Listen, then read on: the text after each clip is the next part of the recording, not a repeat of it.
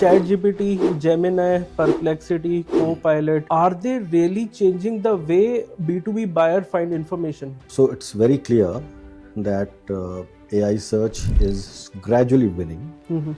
People are preferring AI search for researching information, buying information. What is the next SEO? These search engines are now also adopting AI. We have curated method, we have conversational method. So what is the next SEO then?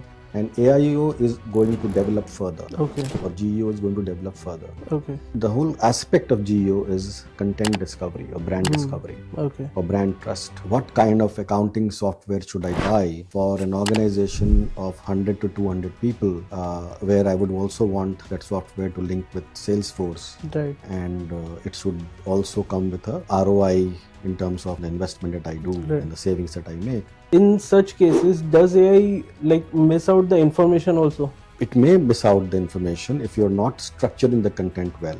Right.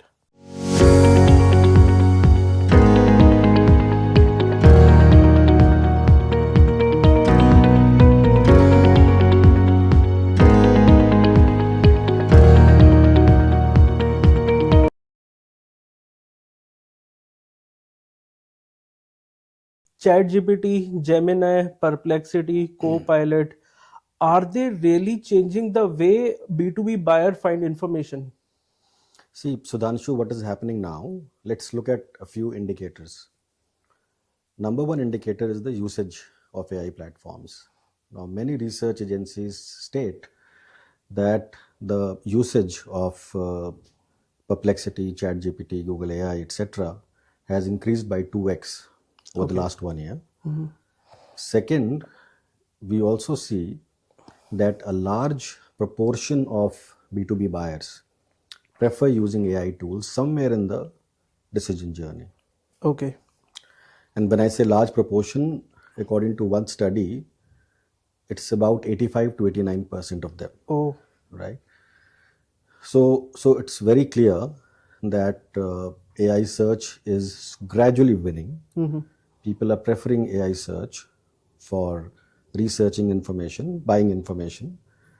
And we also see from another study that the classic search or traditional search, their share can come down by 25% as early as 2026. Okay.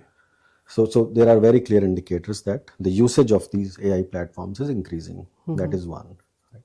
Second, if you see the research behavior of B2B buyers, you will find that there are multiple profile of people in a committee who take a decision buying anything. Right?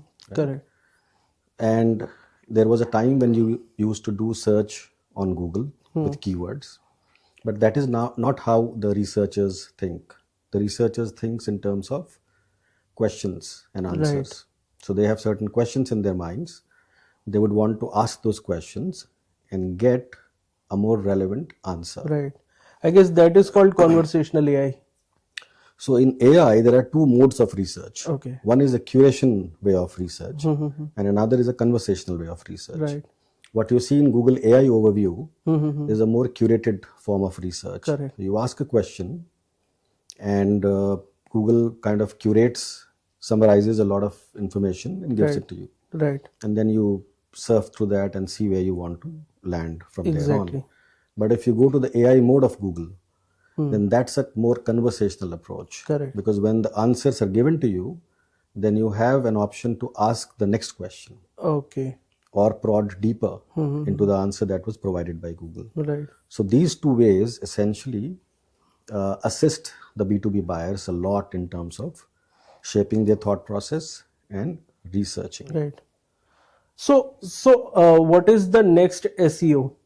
Like these search engines are now also adopting AI.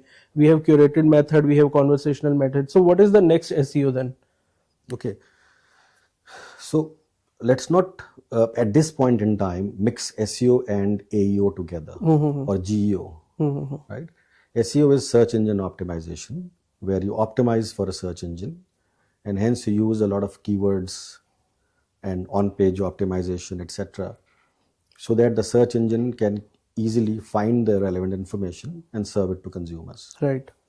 The focus in SEO is largely on ranking and on traffic, correct?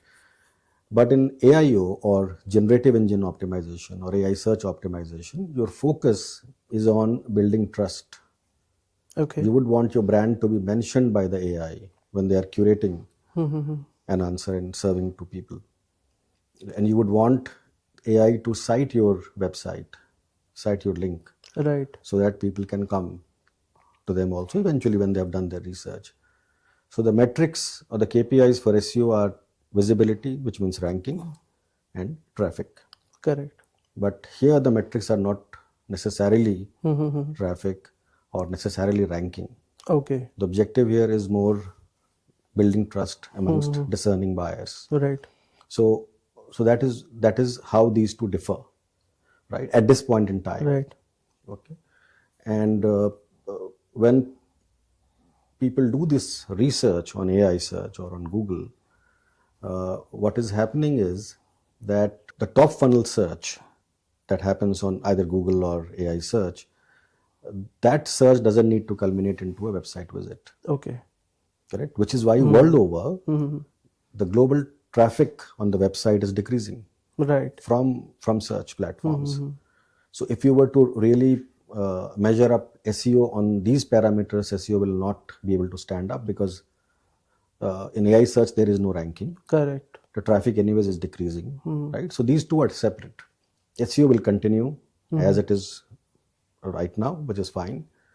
And AIO is going to develop further, Okay. or GEO is going to develop further. Okay. The whole aspect of GEO is content discovery or brand discovery Okay. or brand trust, right? That is what people need to build with AEO Okay. or GEO. Okay.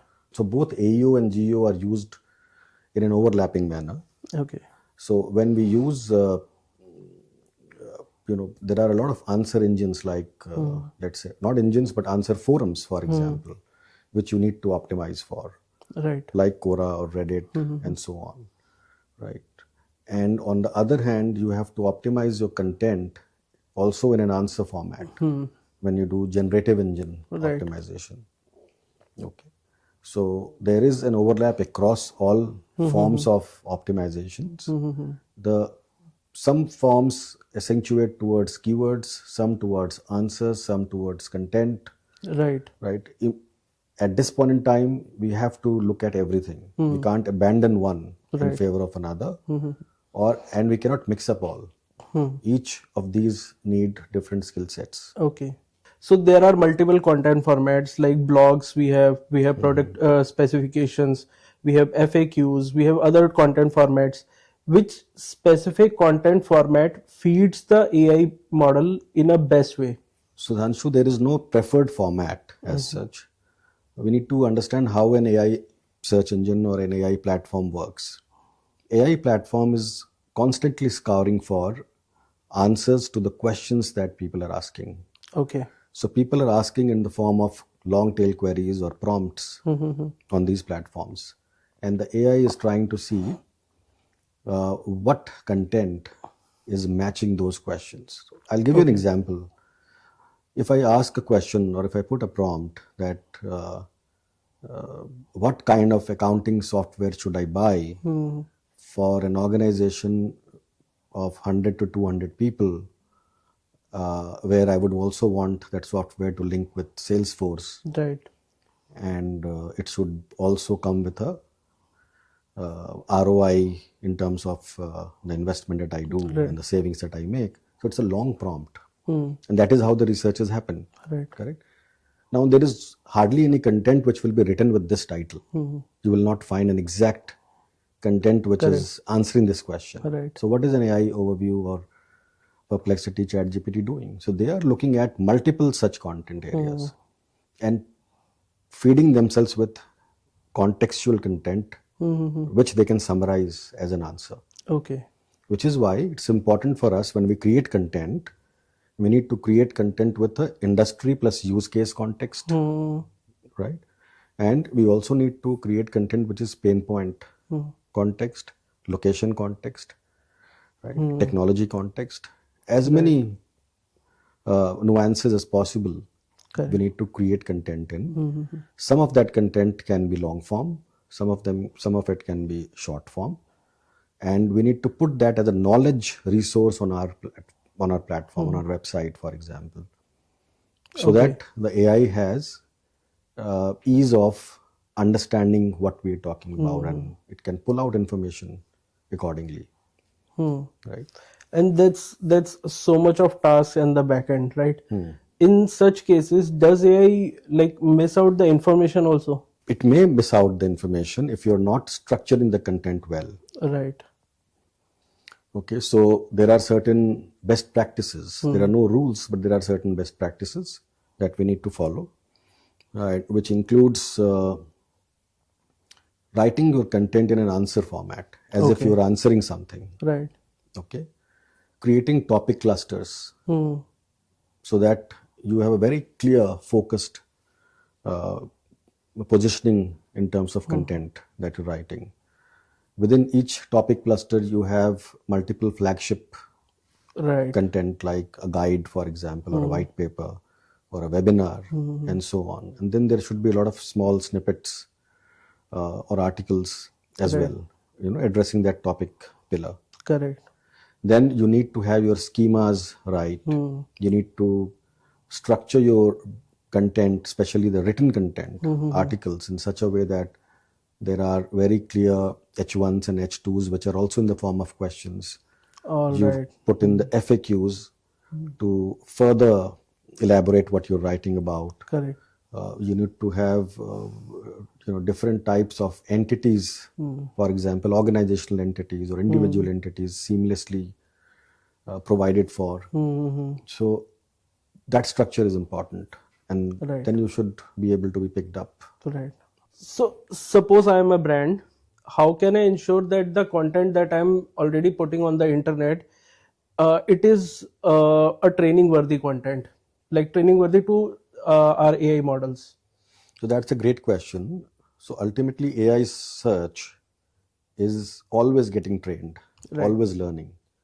And hence, as brands, they should have a mandate for themselves that they need to keep creating content which is oriented towards establishing a brand narrative Okay. or training the AI when it comes to their category of operations. Right? That is how you will be perceived as a thought leader. So that's important for sure. Now, how do you do it? So we all know that when you do a search on AI, the information that AI picks up, a large part of that information is not from your website. Right. It's coming in from third party platforms. Wherever there is content that is endorsed by user or created by long tail users, those are getting more preferential treatment. So Right. for example, Quora, Reddit, Medium, YouTube, LinkedIn articles, those form of content are getting cited or mentioned on priority Right. by the AI platforms. So as a brand, we need to continuously look for queries that people are making on these platforms. What are people asking on Quora Okay. around my category? What are people asking on Reddit? Right? What are people searching on Google? And based on that, you will also know what kind of content I need to create. Right. But on Quora and Reddit, you have a very direct understanding of what people are asking. Right. So you need to conquer all these platforms, Right. right? And that's one way of training the AI. That is one. Number two, what this implies is that you need to create content in multiple formats. You are creating webinars, podcasts, videos, question answers, articles for LinkedIn, and what have you. Apart from creating blogs for your website or infographics, etc., etc. So you need to create content at scale Okay. in multi-format for multiple touch points. And for each platform, the objective of content consumption is different. Okay. When you go to Quora, you would want to listen to what a peer group is talking, for instance. Similarly on Reddit. But on Reddit, there is more thread communication, which means there is reply, there is question, there is reply, and so on. So the format is slightly more deeper conversations there as compared to Quora. When you go to YouTube, you would want to perhaps understand visually Right. whatever you have learned so far, right? And when you go to LinkedIn articles, then you would want to hear from an industry expert Right. talking about a subject. So the brand has to influence and cover all these platforms and see how they can create content that is multi-touch point friendly, All right. right? And they need to seriously create content at scale. Okay. It's So not at one or scale two. means number of articles or number of pieces of content into number of formats. Yeah. The reason why I'm saying is that, as told you, that whenever you want to create content, you have to create topic clusters, Right. right? Which means that each topic cluster will have multiple types of content that you can create. Right. So if you have 5 topic clusters for your website that you have outlined, just like we said, if we are selling accounting software, there could be one topic cluster around technology integration, one around security, right? One around compliance, one around accounting efficiency, and so on. So if these are the topic clusters, for each cluster you have multiple content that you can write in multiple format that you can create. So look at the scale. So you have to have full coverage. That is how the AI can be influenced. It's not by one or two blogs that you write. That's gonna come in. Not that's not gonna come in like Yeah, even on the searches. exactly. Right. So, do you think long tail keywords or long tail searches, yeah, or I would say context based queries, they impact the content strategy directly? You mean to say the content around long tail Exactly. The keywords? content around long tail keywords, or we do a lot of nowadays we do a lot of long tail content queries, Huh. right? So, do they directly or indirectly impact the content strategy? Yes, obviously, obviously. See, so you need to understand that when AI search is picking up information, they are now picking up information which is hidden somewhere in Quora, Right. okay, hidden somewhere in Reddit, some obscure article on LinkedIn that is getting indexed. Now, this was not the case 2 years ago or 3 years ago, correct? On Google, if you were to type anything, search anything, you will not find these queries coming in. Correct. But lately, over the last whatever 3 odd years or so, Google slowly started to infuse Quora queries. Yes. Right, in the last almost half a decade, if you see, Google slowly started with Quora queries, YouTube videos coming in. What are people asking? Those kind of snippets are also coming into search, Right. which essentially imply that serious researchers they want to learn from the long tail answers, Correct. or answers that are hidden, answers that are essentially presented by individuals who were using certain product. Correct. So their experiences are now getting indexed by AI. They're now getting shown, which essentially means for us, for as B2B marketers, we need to create content that is answering those long tail questions. Right, right. Even Gemini deep research picks up Quora queries even more frequently than it used to be before. Before, exactly. Right. So Like roughly 3-4 about months before. 67% of all content Right, that Google picks up, Google AI right, picks up, is from these websites only, right, Quora, Reddit, etc. right, So we need to have a clear strategy as brands for Quora, for Reddit, for LinkedIn, right. not social posts, but as an article strategy for LinkedIn, YouTube strategy, right? All oriented towards answering questions. A well thought strategy is required, Exactly, cohesive strategy. specifically on all the platforms. Yes. As a B2B marketer, I used to use following keywords to get the right information, right? So that we used to call keyword first content searches, right? Is it really the same or is it shifting towards the knowledge first content structure? So what at the back end, what is happening is that platforms like Google have an enormous knowledge graph, Right, and that essentially comprises of trillions of units of data around people, organizations, or places, what are called entities. right, And what it implies is that when people are asking complex questions, then the knowledge graph assists the search engines to procure data from different Sources. linked sources, Okay. different entities, and then provide you with a Hmm. answer. Right. Correct. So what that implies for B2B brands is that they need to keep their organization and individual Mm-hmm. entity datas intact, Okay.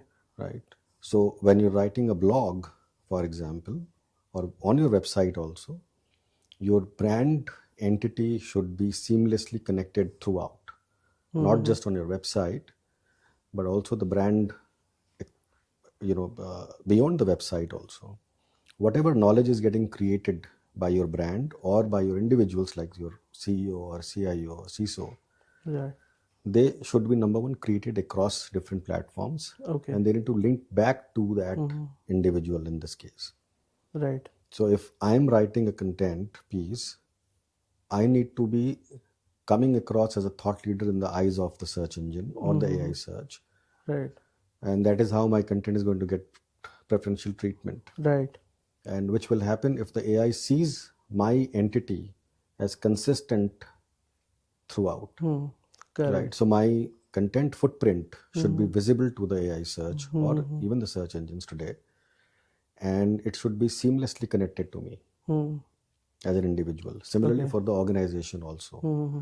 That is how you build that trust, and that's how your content starts getting more and more preferential treatment. How frequently we should update our content? Now I'm not talking about my website, I'm talking about the entire internet, Hmm. right? Whatever platforms we have, like Quora, Reddit, or any other third party platform. So I just want to understand the content freshness perspective, like how frequently we should update the content so that it reaches the AI in a right way. Right. See, freshness is important Right. for sure, but apart from freshness, you also need your context and expertise Hmm. intact. A fresh content, which is not an expert content, what we Hmm. call as EEAT, experience, expertise, authority, and trust, that Hmm. should come out in the content that we write. Hmm. So, if the content demands more freshness, it Hmm. should be freshened up, Right. refreshed Hmm. frequently. But if there is a kind of a 2025 guide that we have created, that doesn't need to be refreshed every month. You can refresh it the next year.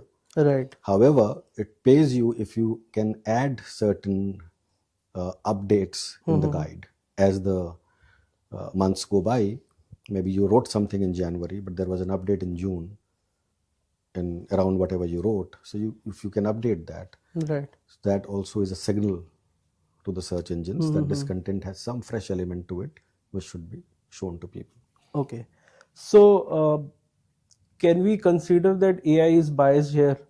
Uh, it gives priority to authorized brands versus does it give priority to authorized individuals as well? No, on the contrary, AI is actually democratizing Okay. content visibility. Okay. Today, if you are a small brand, Mm-hmm. you have a great chance Mm-hmm. of now appearing in AI search Okay. as compared to classic or traditional search. Mm-hmm. And the reason is that a small brand, if it is intelligent in terms of creating the right content, Mm-hmm. that content will always be niche, Right. right? Because it will be addressing a certain Mm. location or a certain category, Mm. as opposed to a large player which would be multi-location, multi-category. Correct. So the chances of that player becoming an expert in that Mm-hmm. category or location is always very, very high. Right. And this is a time for small or even mid-sized brands to really counter the challenge posed by the Mm-hmm. larger brands. So, what is your AI SEO checklist? So at Converse, we consult various brands, Mm-hmm. some of them large MNCs, some of them large Fortune grade organizations, and some even small mid-sized organizations as well. Okay. Now, how we start the process, I think there is a process when you are doing optimization for AI search or when you are trying to get your content discovered for AI. Number one is that you start with keywords. Right. So the keywords give you an idea of uh, where this brand's landscape is. Based on the keywords, we generate the prompts. Mm. because each keyword can be converted into a multiple form of prompts actually. Right.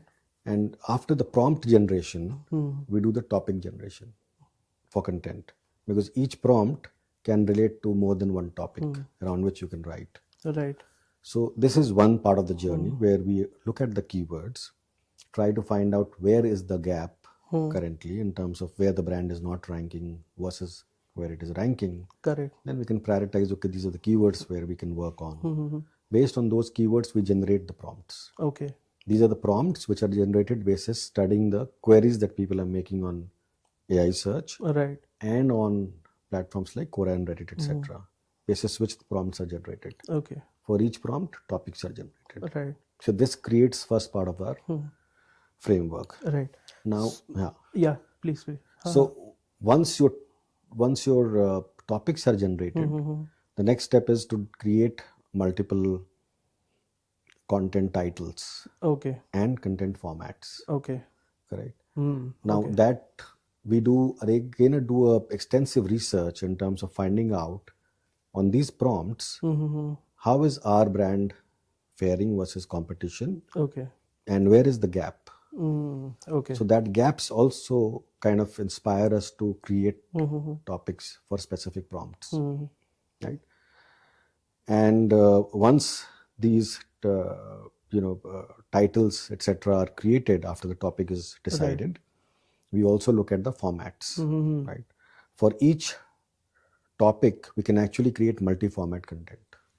Okay. The same content can be created into multiple formats. Formats. Right. Okay, some more deeper and so on. Right. And then, as I said, we largely look at all the topics and bucket them into clusters. Right. So we will make largely 5 odd clusters or 6 at max. And within those, each clusters, we're going to create 1 or 2 flagship assets Right. and a lot of general assets in the multi-format way. So that is how this entire structuring of content which would be friendly for AI search Right. is done. Okay. What about metrics? Like keywords, then prompts, then topics, then content structure, and then multiple formats. Right. At what level we start tracking metrics? Okay, so we can start tracking metrics right away. That's not the hurdle.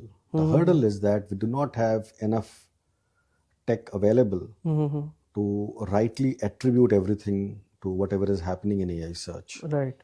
So what we do here instead is that we try and find two important metrics that we measure. One is the visibility, Right. in terms of mentions. Right? Across how many answers is our brand getting mentioned by the AI search? So that is one clear metric that we can measure. Number 2 is that across how many answers our brand is getting cited or our web page is getting cited. Okay. That is the second metric. The third metric is that across how many answers my brand is getting cited by a third party. Like maybe on Wikipedia, Right. maybe on an industry media news article, for example, which is writing about my industry and I was cited and mentioned there. So these 3 clear metrics I can measure right away. Okay. Right? And that gives me a lot of information in terms of how am I faring, where do I need to go from here on. Right. And I would also understand the competition gaps. How is my competition doing versus me? Right. And that makes my job easier in terms of creating or filling in those gap areas. Right. But this is not enough, right? This is not enough because eventually you would want to ask what is the business outcome, Correct. right? And which is not really crystal clear right now. But what we see with whichever brands we're working currently, what we see is that there is a surge in engaged traffic. Traffic that is spending more time on my website, traffic that is browsing through more number of pages, traffic which is triggering a lot more events or actions, which we can see in analytics. So these 3 areas we can also measure, and we can link it with a business outcome in one sense, Yes. because you can link it your traffic with conversions or lead generations or queries, etc. Right. Right. So this is where we are currently. Right. Going forward, I'm very sure in the next few months we will have that tech to attribute a lot more with what we do on AI search. And what is the mantra for a marketeer? How should they upgrade or update themselves to get the right information or to build the right information on the AI feeds? You mean to say how they can keep up with the AI? Exactly. The best answer for that would be that your team can do it for you, number Right. one, but you can also do it. Right. You need to, as a, let's say, as a business head or as a marketing head, you can keep on creating your own list of prompts Right. and keep on running them to see does your brand appear or not, Right. in what context your brand is being mentioned, Mm-hmm. what pages are getting cited. For example, when we did an audit for a brand, we found that this brand has a great citation percentage. Okay. Right. But when we dug deeper, we found that a lot of those citations are not from, let's say, India. They are from some other country. Okay. So that brand is a large MNC, Mm-hmm. and the brand citations are there, but they are not contextual to India. Right. The US pages are getting cited in India. Oh, okay. Okay, so you need to dig deeper and find out under what context your brand is getting cited. So that is important. Ideally, you should have a professional agency working with you on AI content discovery. Okay. Or if you have a team in house which can be trained, they can do it. So there's an always on audit that's happening.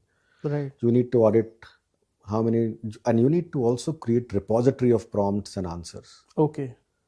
You can start with, let's say, 50 prompts, but go on to make a repository of 500 top prompts, Okay. correlating with your top 50 keywords. Then Okay. you have a great idea in terms of, okay, these keywords amount to so much monthly search volume, and these many search volumes attribute to so many prompts and answers where I am present. So what is my share of voice? Right. So I can kind of, it's not an exact way of doing it, but because of lack of something else, we have to do an exercise like this. So keep on continuously auditing professionally or yourself. See the context, under what context your brand is getting mentioned. Do you think there is a misconception around marketeers that the SEO will be replaced by AI? On the contrary, my personal experience is slightly different right now.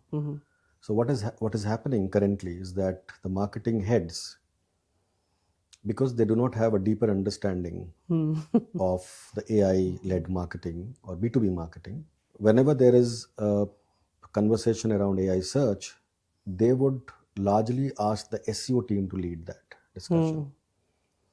And as I explained earlier also, that this is not SEO. AI content discovery optimization is not SEO completely.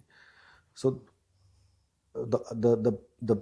there has to be a paradigm shift now. Right. They need to understand the difference between these two, what these two individually can bring in, and what collectively these two can bring in. So today, there is a combination of both that organizations need to practice. You need to have your content SEO optimized for sure. So all the best practices of SEO, they Right. need to be in place. But AI goes beyond that. So AI optimization, as we discussed already, Right. there are a lot more things that you need to do to make your content more AI search friendly, which is prompt search friendly, or which is question friendly. When a B2B buyer, for instance, is searching, your content need to answer that question, Right. which is what we say is answer engine optimization, Right. right? That there is a question that someone has in the mind, and you should eventually try to answer that exact question, so that the AI engines can pick that up and show it as it is, that this is the answer to your question. Right. So in one sense, that is also answer engine optimization. But as we also said, that a lot of times you may not have content which is literally exactly the same. So in that case, you need to create a content strategy that should have multiple flavor to your topic. So Right. that AI can pick up one of the flavors or two flavors from here, three from there, from four from there, and then give a summary. Right. So exact answer for answer engine optimization and a compendium of long tail answers for summarizing it. So the future, how will it uh, get translated now for a B2B buyer? So a B2B buyer today is, you know that it's a committee Right. based decision making, Right. right? The problem there is that each member of the committee is at a different level of understanding or knowledge and has a different uh, stake in the entire decision, correct? Plus they're also evaluating from a different perspective, from a Right. different pain point or challenge perspective. And that is why when it comes to B2B decision making, it opinions clashes are very common, and bringing everyone to the same page is a great challenge. That is where a lot of time in decision making actually goes. Bringing everyone to the same page, that is a real challenge, and that is where a lot of time is spent while making the B2B buying decisions. Okay. Now, to counter that, what can happen in future is that there could be a co-pilot agent. Okay, already we are using a lot of AI agent, and Right. this is going to soar even more next year. Right.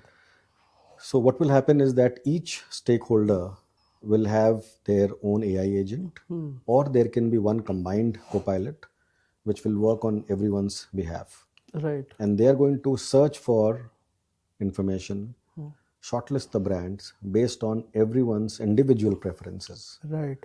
and then create a matrix or a dashboard where they can say, okay, this functions, this challenge, check, this function, this challenge, check, and so on, this brand, check. And so they can actually bring everyone on board immediately. They will do the research, the agents, and they will also create a dashboard to show, look, where we all converge. Right. So which brands can be shortlisted at least, and take it forward from there. Right. Okay, so that is how it's going to happen. It will not be individuals researching, it will be the agents, AI agents themselves researching. And hence we should be ready for that future. We cannot be ready for that future if we are today creating one blog, two blogs, Right. or if we are still looking at SEO teams handling the AI content discovery. You are going to lose out Right. big time. So now is the opportunity for us to harness and leap forward. But what is the quantum of risk if AI hallucinates the user with wrong information at that level? So obviously this is no brainer. There are risks associated any which ways, but what I have seen is that the hallucinations have decreased a lot over the past year or so. It will decrease even more. But obviously, I was doing a search just last night about a product. I was trying to compare two or three products, and while comparing, the AI search gave me the price chart for each, Right. and that's where the pricing was incorrect. Okay. So the brand that I was preferring, I thought it's a great brand. Its price was, I think, about 7x more or 6x more than what Oh, it shit. really is. When I clicked, I saw the actual price of the brand in India, and I then did some more research and found that this price was taken from US, Oh, maybe for a different bundle. Right? So I can see a problem in product level optimization, or an opportunity for product level content optimization, okay. because AI is still not able to understand or comprehend the bundle specific pricing Okay. or bundle specific discounts. For example, if you're looking Micro to, level pe. for example, if you're looking at buying a razor, shaving razor, Right. and there is a bundle shaving razor with 12 blades, single shaving razor, shaving razor of a different upgraded model, and so on. There could be 10 different combination packs available. That is where the AI is getting confused, which essentially implies that for all e-commerce platforms or all FMCG brands or all even B2B products also, you need to have your product level content optimized for AI, because hallucination actually if there is hallucination, that brand was actually lost Right. because I saw the price is really Right. 6-7x more than what I was expecting. So I obviously it was out of consideration, Right. right? So that's just one example. It can happen in terms of, let's say, specs as well. For example, look at Samsung, Right. right? Now they have multiple brands. There is an A series, there is an M series, there is a Z series, F Correct. series. Correct. For a common man, it's difficult to understand how does an M series differ from an A series or an F series. And when they do an AI search, and if AI search somehow misses by 1% also in terms of specs, then a premium series will lose out on a Right. low budget series, Low budget series. because it will look for a user that both of them are same. Right. At times it may happen. So hallucination has, At time it happens. it happens. Right. So that's where there is a problem right now. The problem is less intense at this point in time, but it's important for brands to recognize that. Right. More so B2B brands, because there the research is very intense. Okay. Right? For want of one feature, I can discard a brand. Right. So they need to be very sure that their content is AI optimized. Okay. Okay. What do you think? How small scale businesses can leverage AI? I think small scale businesses are in the best position to leverage AI today. Okay. See, small scale businesses cannot compete with the larger brands in terms of financial power. Right. They cannot have so much of an ad spend as a large player. They cannot have such kind of distribution like large players. So how do they compete? Now AI gives them a landscape which is far more democratized. If they have a very specialized content and which is AI optimized for discovery, they can rub shoulders with the large brands. Right. The opportunity is very clear. AI is looking for long tail content which is answer based, Right. which answers specific questions of the users. As small brands, we have a lot of opportunity because we are also limited by scale in terms of category width as well. We can actually, and plus we are more agile than a large brand. A large brand will take weeks and months before they decide to go and execute something. Right. A small brand can do it in 1 week. So because of that agility, because of the very niche focus, they can actually take the best advantage of the AI landscape today. So you mean to say demand anyhow is going to increase overall.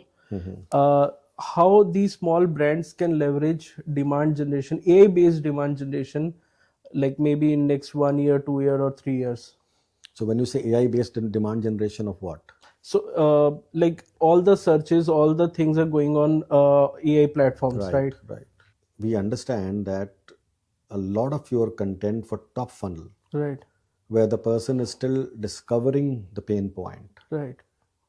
for that people are not going to come to your website. Correct. So that is going to get reduced. Right. You need to create content which can be summarized by AI, and people can get their answer from there. That will solve for the trust factor, Right. that you are a brand who is enabling people to understand and appreciate the key pain points Right.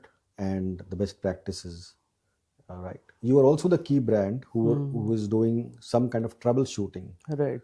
Right. So troubleshooting content also can get indexed, and people don't need to come to you specifically for that. Right. They can get that answer from there itself. So that content you need to fix first. Second is the content which is more middle funnel, where people would need to evaluate and get educated on your category. Okay. Right. Hmm. Evaluate your brand obviously going forward, but before that they also want to get educated on this category, how this category functions, right? What are the success stories here, Right. and so on.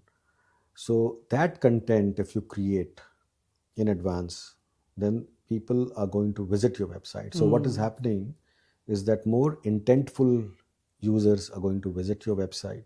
Right. Even if they do not visit your website, they will visit other platforms where your content is seeded. Right. So you need to do a lot of seeding of content also.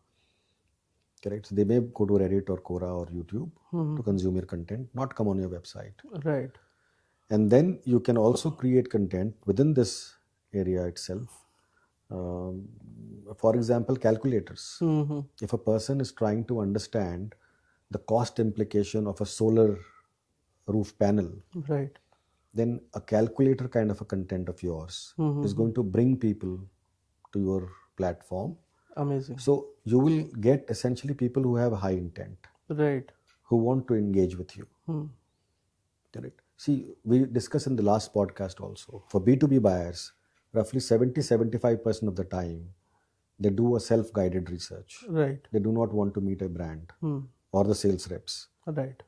So that opportunity you have lost. Your salespeople cannot meet when they are deciding. Mm-hmm. And that is where AI search can also help you, because within this 75% time frame, your content is your salesperson. Right. AI can be your new sales agent. AI can be your news. AI content discovery Right. itself is a sales agent for you. Right. And when people come, and that brings to a very interesting thing, is that when people come to your website tomorrow, the AI will progress to a level where people can ask questions. Right. So they are not going to scroll through the entire page. Correct. They're just going to ask the question there on your website, Hmm. and your website is going to give you that answer Correct. for them. Correct. So this is how it is going to transition. Right. You're going to get more engaged users, more intentful users, Right. and that is how your demand is going to grow, Correct. because you are going to not get burdened with users or traffic which is going to do nothing but skims the content and bounces or goes out. Correct. Then why marketers are still confused between AEO and GEO? Uh, why they are confused is because these two terms sound similar. Uh, however, answer engine optimization is about optimizing your content in such a way that the search engine can pick it up for a direct answer to a question, Okay. or for a voice search. Because when you're asking those questions, you need to get a direct, specific answer. And your goal is to get your answer, your content, being visible in the featured snippets or questions that Google publishes within the search platform. Right. So that's answer engine optimization. You are solving for the questions that are being asked by the search engine or being aggregated and then pushed within the search engine in the form of featured snippets or voice search or etc. So that's answer engine optimization. Generative engine optimization is all about getting mentioned and cited by the AI platforms like ChatGPT, Perplexity, AI mode of Google, or AI overview, to more complex answers or more nuanced answers. So more long tail queries. So that's the Basic difference. basic broad answer. Okay. All right.